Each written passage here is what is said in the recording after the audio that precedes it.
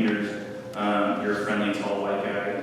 And I'm here to introduce career writing student Maria Andrea, class of 25, to introduce our Poisson writer for the spring 2025 semester, Laura Dzubay. Quick history of the Poisson reading series is named after David James Jamie Poisson, our illustrious alumni who graduated many years ago. He'll actually be coming back here on May 4th, along with students Nathaniel Williams and Karis Morgan, to do a reading in McAllister Auditorium on March 4th. So we named the series after him, but the person who really started the series is our own Dr. Sandra Meek.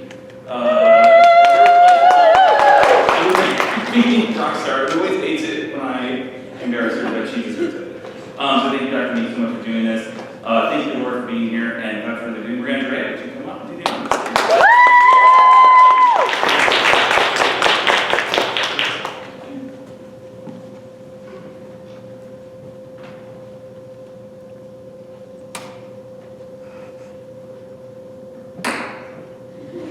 I'm short, sorry. Okay. Laura Dzubay is a writer and teacher from the Midwest with degrees in both University of Michigan and Indiana University. She loves writing speculative short stories and personal essays. Dzubay has won the AWP Intro Prize and appeared in the Mid-American Review, Blue Earth Review, and Electric Literature, just to name a few. Suspenseful to poetic, science fiction to magic, her work follows many genres. However, all of her writing encompasses an innovational creativity, all demonstrated in her most recent release, Pure Fear American Legend. Dzubay demonstrates versatility as she has also written about music, such as writing album reviews for The Consequence and the Michigan Daily. More recently, she was teaching a 6-week fiction workshop about Taylor Swift, not once, but twice. On her downtime, Dzubay has other hidden talents, such as hiking from Georgia to Maine on the Appalachian Trail, playing the guitar, and a love for cooking. Please welcome Laura Dzubay.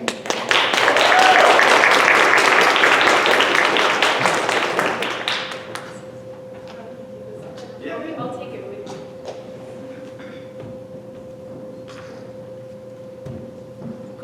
Sorry, I tripped. Hi. Is this good? Sorry. How is this? Is this okay? Mm-hmm. Okay. Thank you so much, Maria Andrea, for that introduction. And thank you, Clint and Sam and Sandy and everyone who's welcomed me here. Thank you for also to the class that I met with earlier today, and those of you that I've gotten to meet throughout today who've already talked to me a bit about my work and asked me questions. I'm feeling very welcomed on this campus and just honored for you all to be willing to spend time with my work. And yeah, just honored to get to be here. We were talking a little bit, or I was talking at some point today about thinking of reading as an interaction between the writer and the reader, and the meaning in a text as something that the reader and the writer create together.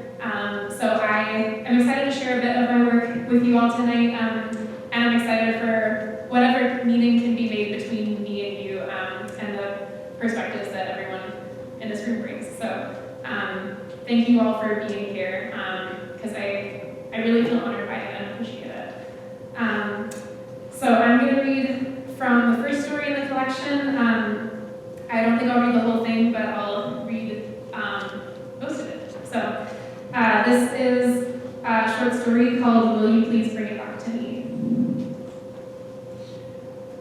The little hamlet village in upstate New York decided, without needing to discuss it much, that they would not tell any of the other villages about the cell phone they found. It wasn't like it was going to give anybody an edge. Electricity was on its way whether the world liked it or not. What were they going to do? Ship the thing off to the city and let it get taken apart? Fight over who got to keep it? If they lost the phone, they wouldn't be able to read the news. They wouldn't be able to watch Game of Thrones. The decision was simple. People were so curious that at the first town hall about it, they sat in the humid church room for 4 hours while the girl who found it, the daughter of a man who tanned leather for a living and a woman who cooked and cleaned, caught them all up on what she had learned from the hours hours she'd already spent on Wikipedia. She stumbled over some of the highlights while she tried to figure out what would be important to her friends, family, and neighbors. The next few decades were going to bring about another industrial revolution, and people were going to get a lot better at communicating with each other, and inventions like this, a phone, were going to be part of it. There'd be automobiles on all the streets, and steel rail systems were going to sprawl across the country, and electricity was going to light up all the buildings. The girl bit her tongue on the moon landing, decided she'd let them see for themselves. She didn't think they'd believe her. None of it seemingly could be prevented, and it disturbed some of the adults to have everything laid out in concrete terms. The fact that the world of one's elderly life was going to be changed from one's childhood felt different when it was no longer abstract. But the phone still mostly felt like a good thing. A box that took everything they couldn't yet know or understand, and especially couldn't control, and channeled it into clear and calm figures, dates, and delineations. They hadn't realized before there was so much they didn't know. They'd just been living their lives up until now. A few of them meandered out of the church that day and kept on living their lives anyway. The rest of them, the ones who were interested, decided to share it. They passed it around so every interested household could have their chance to explore the future. Once a week on Fridays, they held movie nights together, gathering in the church and propping the phone up against some Bibles where everyone could sit close and squint at it. They wound up watching Legally Blonde this way, and The Empire Strikes Back, and Toy Story. Propping the tiny screen up on the pulpit wasn't meant as irony. In time, some of them truly came to believe the phone was a gift from God. At the end of that first meeting, it occurred to someone to look up their own name on the search engine the Tanner's daughter had shown them, Google. Once one person did, they all did. The Tanner's daughter stood there patiently and typed in the names of each person in the village, first, middle, and last. None of the names yielded any people on Google, or at least not the right people, not themselves. At this, everyone was a little confused. Anything that is all-knowing, they thought should surely know me, but they tried to look past it. The girl, who was 10, was born with the name Elizabeth and went by Beth, but after she found the phone, she tried semi-successfully to get everyone in the village to call her Lindsay, like Lindsay Lohan. She loved the sound of it, a name from the future. The battery was at 83%, and it was always at 83%. She found it on the side of a muddy lane, churned into a squelching rivulet after the previous night's rain. She was running to a friend's house when her foot landed on the hard, smooth corner of something rectangular. Curious, she stopped, knelt, and smeared the mud away. The light blinked on as soon as she touched it. That first day, it wouldn't stop making sounds. Beth was terrified, then intrigued. Instead of her friend's house, she ran to the shallows of the woods and hid there all day, sitting hunched over on a noble clock of moss draped over a nurse log. She perched there until her cows fell asleep, tapping and pressing and inspecting. On one of its loud eruptions, she figured out how to make the ringing stop, and then a boy's voice said, "Hello?" Beth's eyes widened. It was hard to believe the voice had come from this little thing, and for a moment she thought maybe someone was out here hiding behind a tree, playing with her from just out of sight. "Hello?" the boy's voice said again. "Hello?" said Beth. "Who's that?" "It's Beth," said Beth. "Who's that?" "Jake." The boy sounded indignant. "What are you doing with my phone?" "Your what?" "My phone, stupid." "Don't call me stupid." Now Beth felt angry too. She figured the phone must be what she was holding. "You have to give it back to me," said the boy. "It's brand new. It's my first one. I asked and asked forever." He sounded like he was on the verge of crying. "I didn't steal it," said Beth. She didn't like his tone. "I just found it." "I don't care." Now he was definitely crying. "I only got it a couple days ago. My mom said I had to be responsible." He sniffled loudly. "Will you please bring it back to me?" "You're the one who lost it," thought Beth. "Where are you?" she asked. He sniffled again. 1 second. Then his voice grew more muffled and she couldn't hear any of what was being said. "Okay," the boy said after a minute, more quietly as if he was talking to someone else. Beth looked around again, but she saw no one hiding, nothing but the age-streaked chestnut trees standing guard and watching her coolly. She couldn't attach any direction to the voice anyway. It was coming from right there, no farther away than her hands. "Can you bring it to number 513 Woodlawn?" the boy asked. "It's not broken or anything, is it?" Beth frowned at the phone and turned it over in her hands. "It's a bit muddy," she said. "What's it supposed to do?" The boy repeated, "Phone calls?" When she didn't say anything, he added, "Like this one right now?" Beth shook her head. Then it's not broken, she said, irritated. And I don't know where Woodlawn is. It's near the arcade if you turn left at the McDonald's on the west side. His tone suggested he recited this information many times before. Beth leaned back and curled her toes inside her leather shoes. She already didn't like this boy's way of talking, and she didn't want to know how he'd react if she revealed she had no sense of what an arcade was. Instead, she asked, "Where do the McDonald's live?" Jake's voice ratcheted up into a whine. "Stop making fun of me. I'm not." This was going nowhere. Beth hung up. She adjusted her position on the log and tried to ignore a stirring in her gut, a wandering feeling that what she was holding in her hand was something significant. She picked up a stick with her other hand and started scratching its tip into the dirt. The knowledge pulsed under her heart, growing slowly stronger, that no one she knew, not her parents or her neighbors or the school teacher or anyone else she looked up to, had seen an object like this before, and that she was taking part in one of those few moments that might live beyond her life, even if only a little beyond. She imagined this was how people felt when a man proposed or a leader was sworn in, but she tried to keep this swirling feeling contained within her for fear it would get away too soon. It would be a few more frustrated conversations, a few more hours of exploring and pressing and swiping before Beth felt fully settled within the only conclusion she could really reach, that something unexplainable had happened and she was now in possession of a machine from the future. For his part, it took some convincing before Jake came to accept that Beth lived in a different time. He told her repeatedly and with much emphasis that he was in a lot of trouble with his mom for losing his phone, and that everyone in his class at school had a phone or at least an iPad, so he was getting left out of a bunch of things. And when this didn't prompt her to take pity on him and return the phone, he gave up trying. Her level of confusion was also probably convincing, although frustrating, while she tried to get him to teach her what the internet was and how to use it, and then what all his app games were and how to play them. Over the next few days, she spent so much time acquainting herself with the phone that her mother decided she was out playing too much. She wouldn't be a little girl much longer. She needed to learn to contribute. During the mornings, Beth started helping around the house and making lunch with her mother, and in the afternoons, if they'd gotten enough done, her mother would relinquish her to go and help her father in the tannery. The tannery was small, an addition in the front of their house where people could bring in hides for Beth's father to tan and transform into hard, shiny leather for boots, belts, satchels, and anything else people asked for.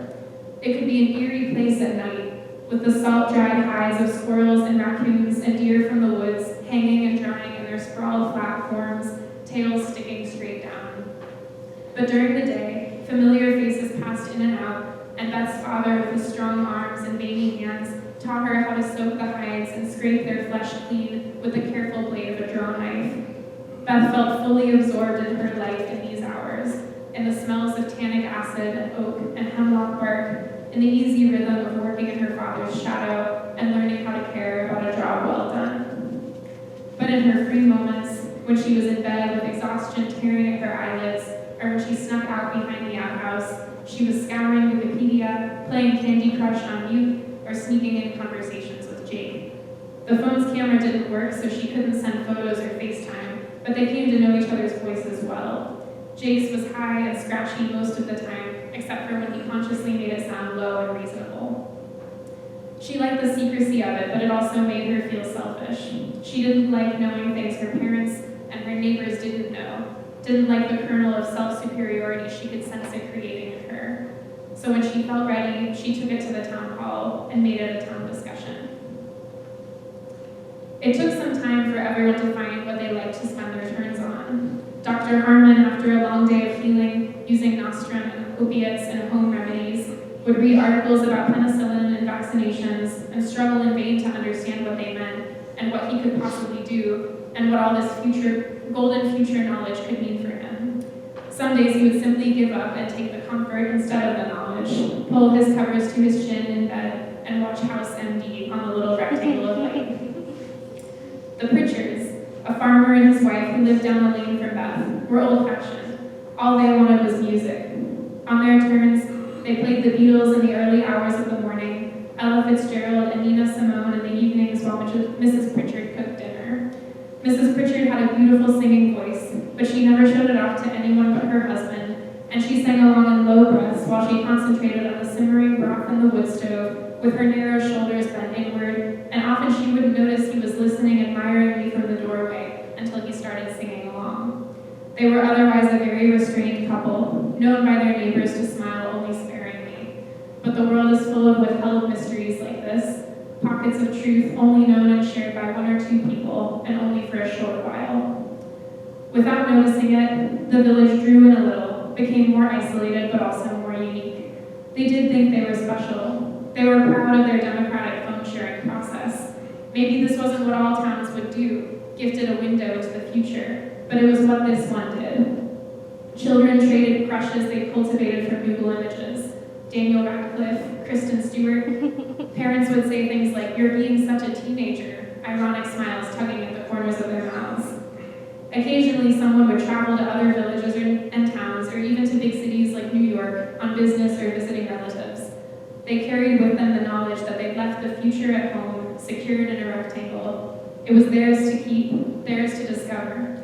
It was true they didn't have the future clothes they came to yearn for, blue jeans or Sephora makeup or tank tops or iridescent jackets, nor did they have the future inventions, the computers or TVs or refrigerators or microwaves. All they had were ideas and pictures. But an idea was all the future really was, and for right now, it was plenty. Meanwhile, people in other towns and cities occasionally cast them odd, disapproving looks. These villagers made no sense. Some, like Beth, who was also Lindsay, had refashioned themselves with names from the future. Occasionally, they let slip things like LOL and groovy, and that's the tea. And back home, the adults grew addicted to the news. They were amused by the idea that over a century from now, other adults were cracking open their computers with their coffee, learning something that, little did they know, actually wasn't new at all, that despite being long dead by then, they and their children and neighbors had secretly known for years and years.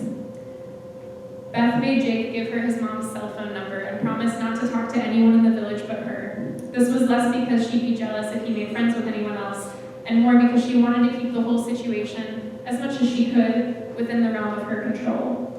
It would be so easy for it all to slip away. It wasn't that she didn't trust him, it was just that he was already out of her reach. Once they tried going out together at the exact same time of night to test whether they were at least looking at the same sky. Beth's mother scolded her for staying up late, but she didn't push it. Beth lay out in the field behind their house, and even though the air was chillier at night and her nightgown might get dirty, she relaxed as much as she could into the prickly grass and picked out the stars. They were all startlingly clear, scattered far across the sky like spilled flour. "I don't see too many," said Jake. "Well, there's our first difference," said Beth. "How about the moon? Mine's full. How's yours?" Ah, Jake sounded crestfallen. Not quite full. Well, Beth hesitated, frowning up at the sky. Come to think of it, she wasn't sure hers was quite full either. Maybe there was a chip off the edge of it. "I think I was wrong," she said. "Mine isn't full either." "So you think it's the same one?" "I think it's the same one." She paused, then laughed. "Of course it is. We're both looking at the moon, aren't we?" Jake was quiet for a moment. "Did Neil say he was sorry for pulling your hair?" "Yes." She smiled. Neil lived down the street from her and was one of those kids who did nothing all day except look for new ways to be annoying. His parents were so mad. "That's good." He hesitated again. "I have a question." "Yeah? Do you want to be my girlfriend? Maybe for a little while?" She pretended to think about it, but a thrill went through her. A girlfriend was like Julia Stiles in 10 Things I Hate About You. She grinned at the phrase "for a little while." "Sure. What do I have to do?" "Nothing. We'll just talk like we talk already, only, well, I can tell Aaron and Miranda I have a girlfriend." She could hear him smiling. Aaron and Miranda were his school friends. Beth was up to date on their whole saga. "Okay." She pulled up a tuft of grass with her fist and sprinkled it down across her chest. "I'll tell Neil I have a boyfriend," she said, and smiled, because it did make her happy, even though it didn't mean anything. Jake broke his promise to her one time out of curiosity. The baker was returning the phone to Beth with an amused smile on his face, and he said, "Your little friend from the future called." "What? Ugh, I'm going to kill him," Beth said. She had just picked up this phrase from the previous Friday's movie. When she called Jake and confronted him, he laughed and said, "Come on, Beth. A village full of people trading a phone around? I kind of just thought you lived down the street. I told you to call me Lindsay, she said tearfully, and hung up. He texted her the whole rest of the day, frowny faces and heart emojis, until she finally called him back. Of course, it was bound to sour. Once the future feels like the present, and you realize you can't get the old present back, it always sours. They wanted TVs. They wanted toasters. They wanted back the ability to not want TVs and toasters. They wanted cures to the diseases that in that time could set upon someone so randomly. It felt unspeakably dumb to know about the wars and tragedies they would have to live through, like the ones they'd already lived through, like the ones their parents and grandparents had lived through and told them stories about. Most of them wouldn't help anyone. They would just leave people dead or bloody and fill up ink in textbooks 100 years down the line. Couldn't they skip them? Friday movie nights began to ebb in attendance, and some neighbors started disavowing the phone or forbidding their children to use it. Some clung to it harder. Dr. Harmon started returning it with stiff looks on his face, looking more and more haunted with the passing months. Meanwhile, Jake got into the habit of complaining at length about politics and the general problems of his own world. To Beth, it felt like listening to the recurring plot threads of a TV show, while she was sure to Jake talking to her probably felt like dipping his toes into a historical drama. He told her when they legalized gay marriage, and how all the elections went, and when the surprise albums dropped. Another time, later, Beth's energy drained anew at the end of each day as she grew older, her head swimming with wood smoke and legs and arms rippling with exhaustion and hunger, muscles hewn close to her bones. Did you know Charlie Heaton and Natalia Dyer are dating in real life? Wow, said Beth, rubbing her calloused palm into one eye to massage the headache away. Food was scarce this spring, and everyone was scrambling to keep up. Many nights she felt like she was scrambling her way even through her dreams, waking up again bone-tired, all of it pointless. Sometimes I feel like you think everything in my world is trivial, said Jake, sounding hurt, just because it can't touch you. You say that like we don't live in the same world, said Beth, even though she knew she was being dense. They didn't live in the same world. When he broke up with her that winter, she wasn't particularly surprised or particularly disappointed. She called him a day off schedule because the preacher had been hogging the phone, and one of the first things out of his mouth was, "It's not you, it's hard for me to do the long distance thing." She knew she could get over the sting of being broken up with, but she did feel she had to justify herself. Do you know how much work I have to do to feel like I can keep up with you? With the way you talk, with the references you make, on top of like my real life chores and work and my real life life? How much do you know about my world? That's different, said Jake. Everyone from my time knows about your time. Do they? I mean, yeah, we can look it up. That's not the same. How is it not the same? Aren't you looking up stuff about my time? Beth stewed, trying to latch upon the source of her anger. It's just, you think you know so much. You think you're so beyond us, and you're not. You're just somewhere else. He laughed at that, actually laughed. Yeah, somewhere 150 years ahead of you. She was startled by this meanness, too startled to speak at first. He'd never been mean before. I'm sorry, that came out, I didn't mean that in like a bad way, he amended. Then he added quickly, I'm not a jerk. At least we know about our future, said Beth. We have answers about what's going to happen. You don't have anything. Jake was quiet for a moment again, but when he spoke, he didn't sound defeated. He sounded like he felt guilty for having an answer. We know some of it, he said. What are you talking about? I mean, the climate stuff for one, he said, you know? Beth knew in a general sense. She still had a lot to learn about everything, really, but she remembered the day she learned how the glaciers were going to melt, and how the rainforests would shrink, and the oceans and lakes would fill up with smoke and poison.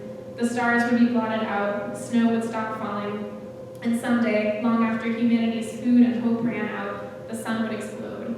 She supposed that was one thing her time had that Jake's didn't. All those species that for now were still focused on thriving and evolving, and by his time would already be forever extinct and never able to be gotten back.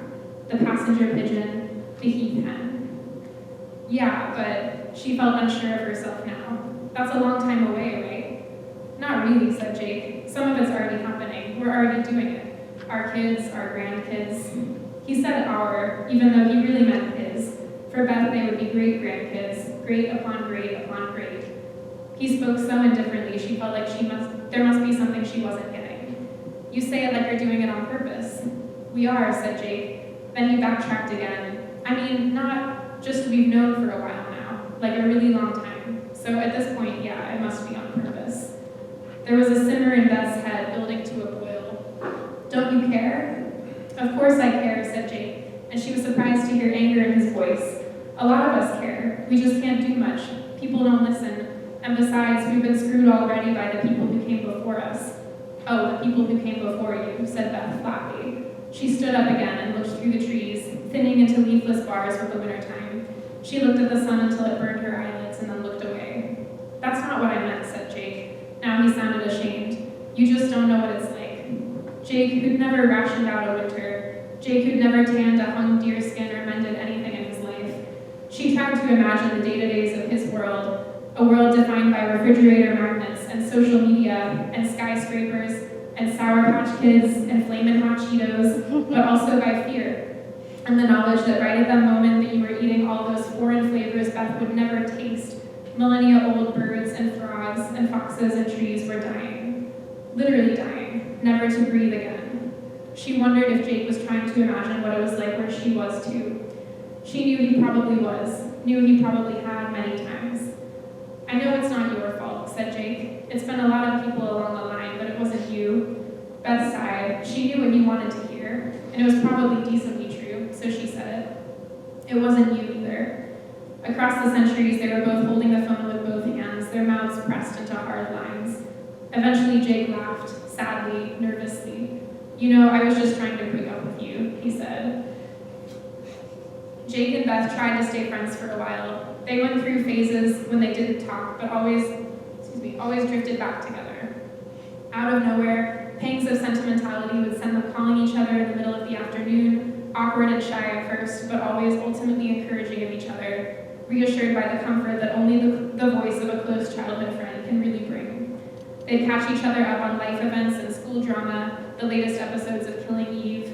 Closeness can have its own kind of feeling for children, a feeling of discovering life in tandem, and not every phone call tapped them back into that closeness, but each one was a reminder, a recognition. To Beth, it started to feel like a million years ago that she'd been a child.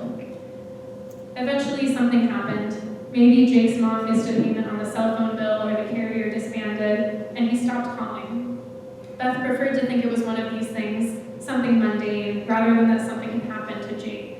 Maybe he'd just gone too long without calling and somehow managed to forget the number he'd spent his entire childhood dialing, his own number. And maybe he'd stood somewhere for hours punching in random numbers, combinations of 1s and 3s and 8s that almost felt familiar, grasping for the right one and coming up with stranger after stranger. Beth waited a while, and when she eventually called his mom's cell phone number, it didn't work. The phone would no longer call anyone. The percent was still at 83, and the internet still worked. Beth sat in bed with her mother and cried, and they watched a cheesy movie until Beth's cheeks were dry, her head post-crying fuzzy, and her mother's arm had fallen asleep behind her back. She started foregoing her phone time. She spent more hours at the tannery, acquainting her skin with the tiny nicks of the blade, feeling her hands become calloused and gamey. She didn't mind smelling of leather and lime solution, because that was the way her father smelled. She learned the best ways to curry the leather and smoke it, and how to sew the final products into durable goods that would last a lifetime. She felt as if she were growing stronger, but she had always been strong. Maybe she was only growing bigger, beginning to fill the kind of space and attention in the world that adults filled.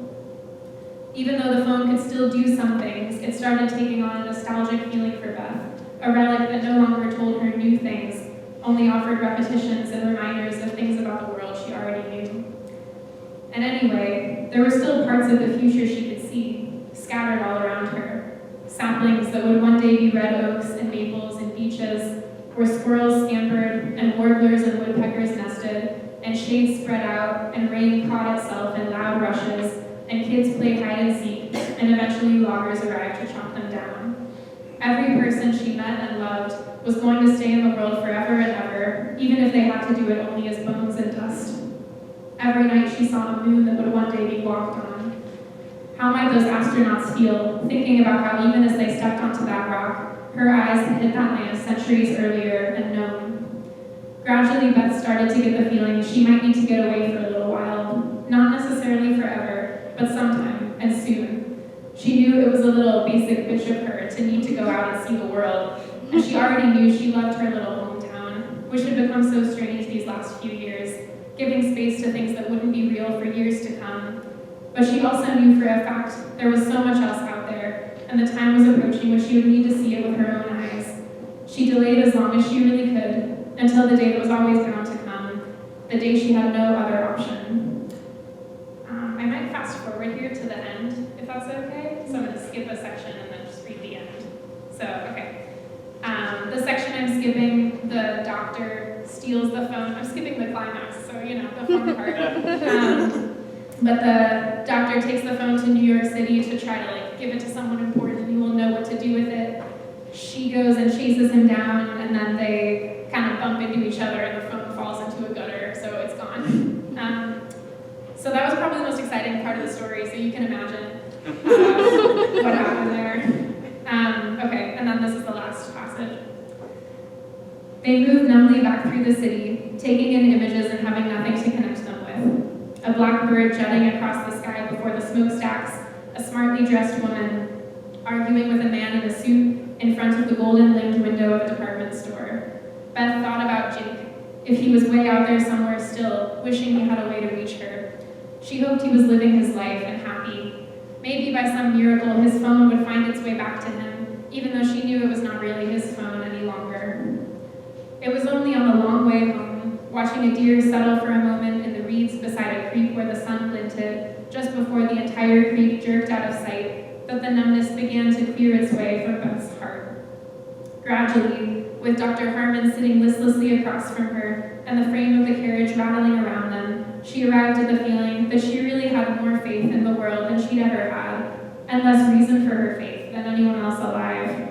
A future would come, and no matter what else, it would at least